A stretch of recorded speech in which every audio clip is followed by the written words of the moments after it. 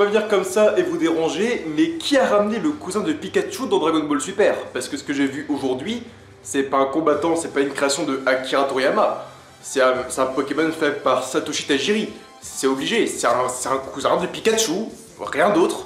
Néanmoins, la vérité est là, l'univers 4 a donc été annihilé et effacé. Alors en 2 épisodes, on a perdu l'univers 2, 4 et 6.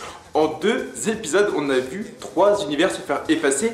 Donc c'est ultra violent, Et je voyais Kitela aller un peu plus loin. Et je ne le voyais pas, en fait, tu vois, perdre 3 de ses combattants avec une façon aussi nulle. Parce que les sorties de Daemon, de Pikachu et du mec invisible qui ressemble d'ailleurs à un lézard, je suis désolé, mais d'une manière ou d'une autre, ce sont des sorties nulles. Et j'ai l'impression qu'on n'a pas du tout respecté Kitela. L'univers 9, on a fini sur un Final Kamehameha. L'univers 10, sur un Kamehameha surpuissant de Gohan contre le combattant donc de l'univers 10. L'univers 6, si je me rappelle bien, on a fini quand même les amis, avec un Makenko Sapo ultra puissant.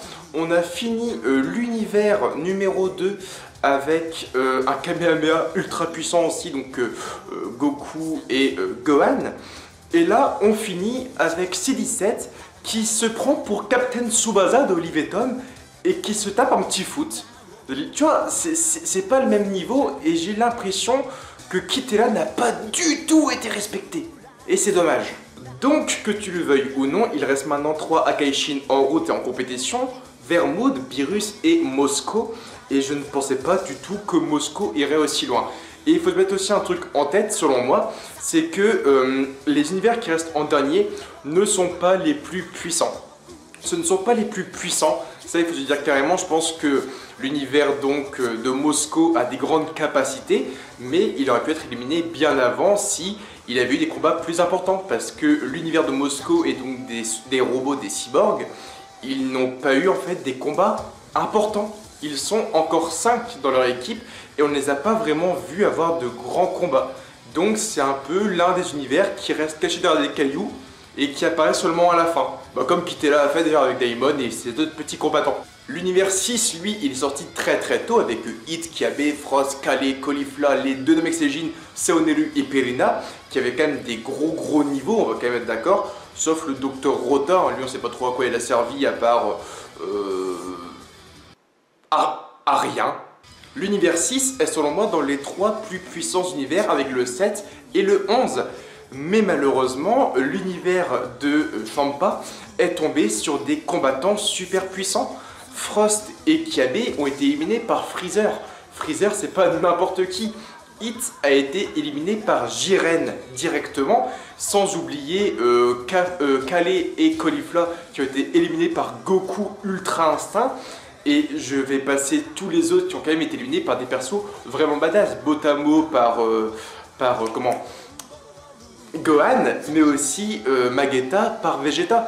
Donc ils sont super puissants, mais ils sont aussi tombés sur des combattants ultra forts. Et voilà, la chance n'était pas de leur côté, mais ils ont été se frotter au plus balèze dès le début. Ils sont cons quoi, mais sinon oui, selon moi l'univers 6 c'était l'un des plus cheats. Juste qu'ils sont tombés sur des mecs comme Goku Ultra Instinct, du Freezer ou encore du Jiren. Donc va faire le poids face à ça, va avoir du courage. Bon sinon oui, il y avait beaucoup de clins d'œil aussi à Dragon Ball avec Moten Roshi qui a dit à Gohan vas-y saigne du nez sur le personnage invisible. J'avais pensé moi aussi, c'est donc un clin d'œil à Dragon Ball avec Yamcha, Bulma et l'homme invisible donc de Dragon Ball où Yamcha va donc saigner du nez ou Moten Roshi je crois sur cette fameuse personne pour en gros le voir et pouvoir aussi l'éliminer. Donc c'était quelques clins d'œil bien joués, il y avait enfin cette espèce d'esprit d'équipe aussi. Piccolo donc qui a été éliminé aussi, donc Piccolo qui a été tombé de l'arène, mais voilà j'ai eu cette impression d'esprit d'équipe pour la première fois dans le tournoi pour l'univers 7. Piccolo qui va aider ses 18, on a C17 et Goku, Gohan, Piccolo, on a un peu de l'esprit d'équipe, tout le monde s'arrête, tout l'univers 7 va en fait bosser ensemble pour repérer et détecter Daemon et ses compagnons. Donc on avait enfin un peu d'esprit d'équipe et c'est ce que j'attendais depuis le début. Donc voilà, selon moi l'épisode est bon, mais je suis déçu qu'au final ce sont des trois personnages de l'univers 4 qui soient sortis aussi facilement et banalement. J'ai l'impression qu'on s'est dit en fait, il y a tellement eu des effacements d'univers stylés et des finishings stylés qu'on va faire un finishing banal et un effacement d'univers OZEF. Parce que Kitela, je n'ai pas été touché par son effacement, personnellement. LS, j'ai été touché. Champa, j'ai eu ma larme à l'œil. Goasu et Ramuchi, j'étais aussi énormément touché. Mais Kitela, c'est le seul univers que je vois disparaître. Et je suis là en mode, ouais bah merde, bon un univers en moins, ça fait chier. Mais je ne suis pas vraiment touché. Pourquoi ? Parce que Kitela, à part gueuler, faire des petits plans foireux avec Sidra ou Freezer, il n'a pas servi à grand chose.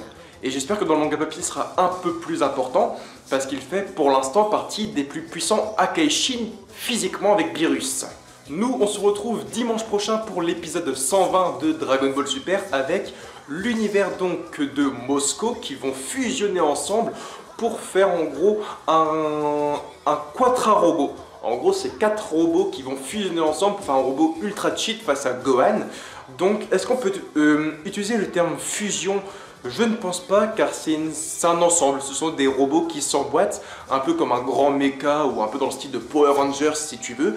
Ils vont juste s'emboîter pour augmenter leurs compétences, mais aussi pour fusionner un peu leurs points positifs. Donc c'est pas vraiment de la fusion comme pour Végéto, Kafla ou Gogeta, Gotenks, etc. C'est une sorte voilà, d'emboîtement. Voilà, c'est pas de la fusion, c'est de l'emboîtement. Donc on verra ce que ça donne. Est-ce qu'ils vont avoir leurs 4 consciences ou une seule conscience? Ça reste à voir. Est-ce que c'est l'homme avec sa canne là qui va les fusionner aussi? On ne sait pas. En tout cas, rendez-vous dimanche prochain pour Dragon Ball Super. Jana.